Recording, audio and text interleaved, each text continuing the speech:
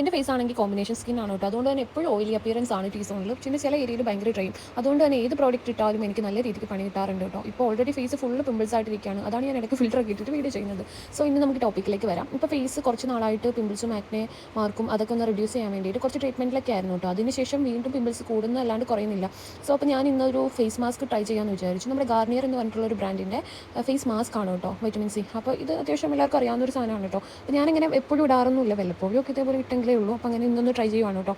അപ്പോൾ എനിക്കത് ഇട്ട് വാഷ് ചെയ്ത് കഴിഞ്ഞിട്ട് ഫീൽ ചെയ്തതെന്ന് വെച്ചാൽ ഫേസ് കുറച്ചുകൂടി ഒന്ന് ഒരു ഗ്ലോ ആയ പോലത്തെ ഒരു ഫീൽ ഉണ്ടായിരുന്നു. പിന്നെ വേറെ പ്രോബ്ലംസ് ഒന്നും ഉണ്ടായിരുന്നില്ല. അതുകൊണ്ട് തന്നെ എനിക്ക് പേഴ്സണലി പറയുകയാണെങ്കിൽ ഇഷ്ടപ്പെട്ടു കേട്ടോ. അപ്പോൾ ഫേസ് ഫുള്ള് നമ്മൾ വാഷ് ചെയ്തിട്ടാണ് കേട്ടോ ഇത് ഒട്ടിച്ചേക്കുന്നത്. ഞാൻ യൂസ് ചെയ്യുന്ന ക്ലെൻസർ നമ്മുടെ സെറ്റാഫിലിൻ്റെ ഫോമിംഗ് ക്ലെൻസർ ആണ് കേട്ടോ. അതാണ് ഇപ്പോൾ എനിക്ക് ഓക്കെ ആയിട്ടുള്ള ഒരു ക്ലെൻസർ. വേറെ ഒരുപാട് ട്രൈ ചെയ്തിട്ടും വലിയ റിസൾട്ട് ഒന്നുമില്ല. സോ പിമ്പിൾസ് കുറയാനും ഹെൽപ്പ് ചെയ്യുന്നുണ്ട്. സോ അത് തന്നെയാണ് ഞാൻ ഫോളോ ചെയ്യുന്നത്. അപ്പോൾ ഞാൻ മാസ്ക് ഒട്ടിച്ചപ്പോൾ അങ്ങോട്ടും ഇങ്ങോട്ടും മാറിപ്പോയിട്ടുണ്ട് കുറച്ച്. അത് ഒരു 30 മിനിറ്റ്സിന് ശേഷം വാഷ് ചെയ്തു കേട്ടോ. അപ്പോൾ അത്രേ ഉള്ളൂ ഇന്നത്തെ വീഡിയോ. ഇഷ്ടപ്പെടുന്ന ലൈക്ക്. Thank for watching.